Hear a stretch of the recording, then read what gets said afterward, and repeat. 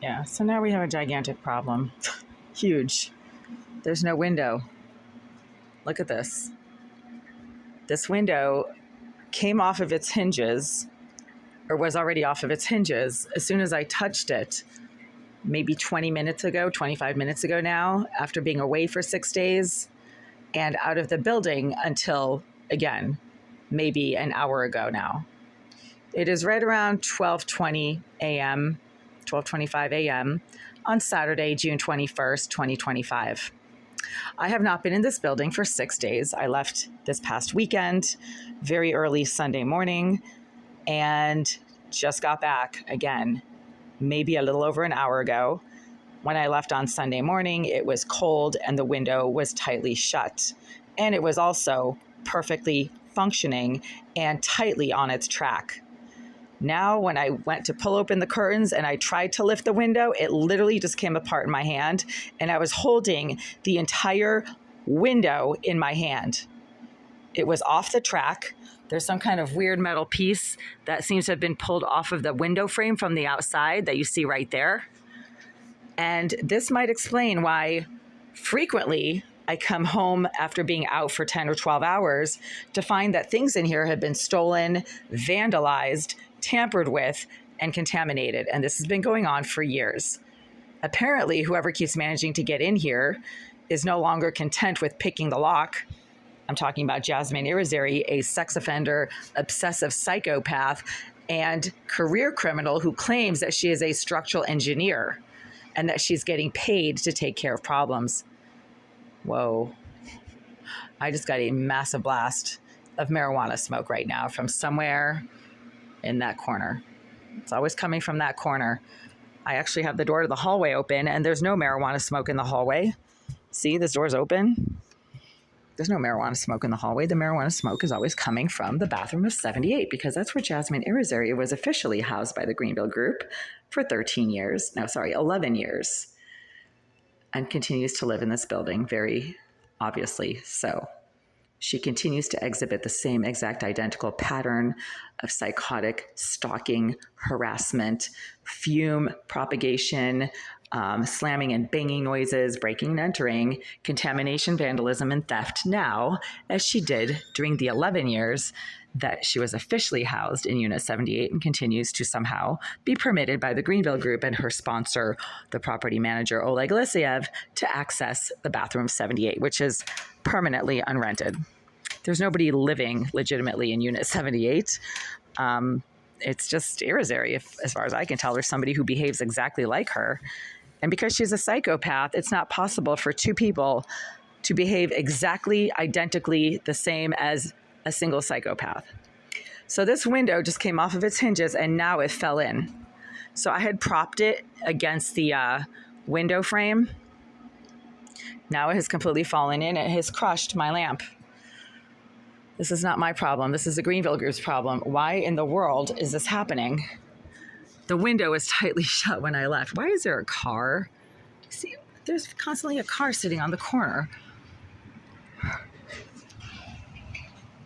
There's constantly cars sitting on the corner of the Union Ave and Green Street. That must be their drug drop-off or something. Anyway, see how this window has completely fallen in and now it has crushed my lamp and damaged it? Because somebody pulled the window off of its hinges from the outside when I was away for 6 days.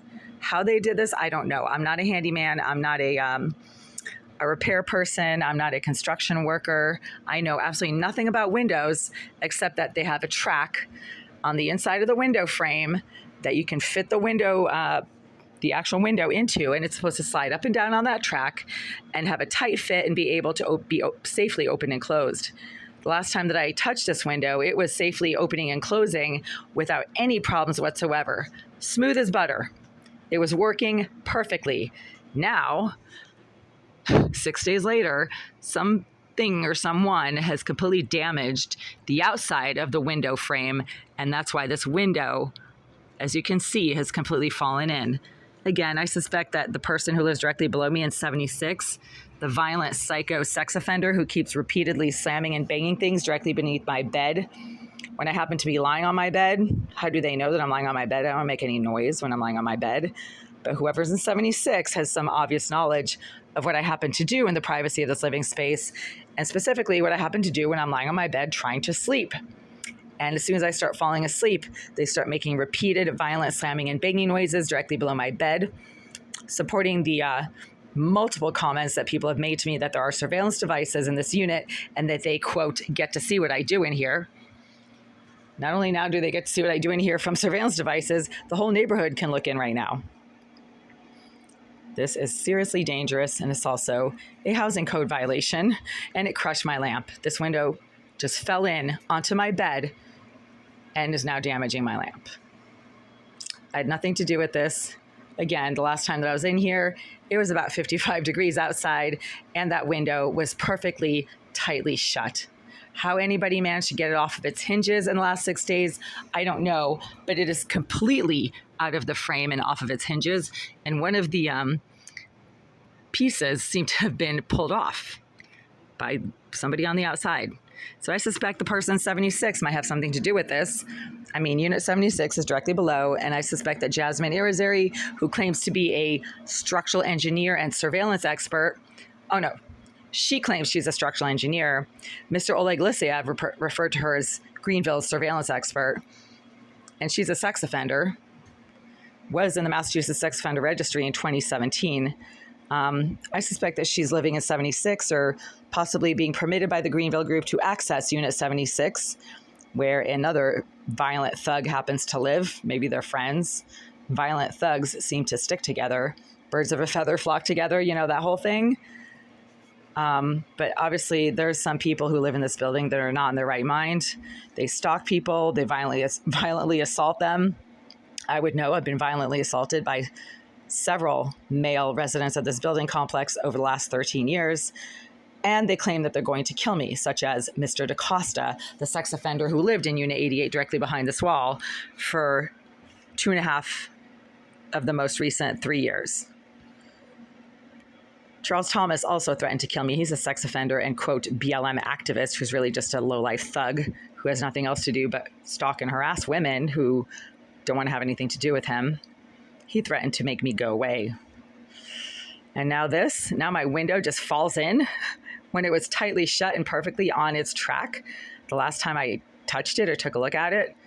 So again, time to call the police. This is obviously physical interference and attempted breaking and entering, or maybe they did manage to get in here. I don't know. That would explain a lot. Again, it would explain how so many things have disappeared from this unit, been vandalized, contaminated, ripped open. Jasmine Irizarry has an extensive history of coming in here and leaving holes in my brand new clothes, nice towels, and clean sheets. She's been doing this since she moved in 2013 and was officially residing in the bathroom behind this wall, Unit 78. Mr. Oleg Lisiev, her friend and sponsor, who keeps bragging about her criminal abilities, told me 2 years ago in an in-person conversation that I had with him that he has moved the career criminal, psycho thug, and sex offender Jasmine Irizarry to another unit in this building, but he didn't say which one. I suspect it's 76, or maybe she lives on the second floor and is frequently hanging out with her violent psycho thug friend directly below in 76. Whoever it is, it's somebody in 76. Obviously, that is the closest unit, and somebody keeps making violent slamming and banging noises directly below my bed, and sometimes in the window area as well, when I'm lying on my bed trying to sleep. I've been reporting this for years. It's the same person who's been doing this for years.